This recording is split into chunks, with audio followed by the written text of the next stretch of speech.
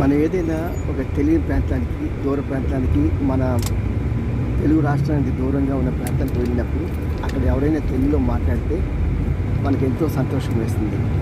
అలాంటిది ఎంతో దూరం ఉన్న కాశీ విశ్వేశ్వర మందిరానికి వెళ్ళినప్పుడు అది మన తెలుగు రాష్ట్రానికి ఎంతో దూరం ఉంది. ఒకప్పుడు కాశీకి వెళ్ళిన వాళ్ళు, కాటికి వెళ్ళిన వాళ్ళు సమానం అనేవాళ్ళు. అంటే అంత దూరం. అప్పుడు రోడ్డు వ్యవస్థ కానీ ఇంకా వెళ్ళటానికి మార్గాలు లేవు కనుక అడవుల్లో వెళ్తుండేవారు కాబట్టి ఆ పులులు వాటి వల్ల ప్రాణహాని ఉండేది కాబట్టి అలా చెప్తుండేవారు. అలాంటి స్టేజ్లో కూడా అక్కడికి కొందరు తెలుగువారు వెళ్ళి అన్నపూర్ణాదేవి మందిరంలో అన్నపూర్ణాదేవి అని తెలుగులో లిఖించారండి. ఇది చూసినప్పుడు ప్రతి తెలుగువాడి హృదయం ఎంత సంతోషంతో ఉప్పొంగిపోతుందో ఒక్కసారి ఆలోచించండి. మీరు ఎప్పుడైనా కాశీ వెళ్ళారా? వెళ్తే మాత్రం అన్నపూర్ణాదేవి మందిరంలో ఈ తెలుగులో ఉన్న అన్నపూర్ణాదేవి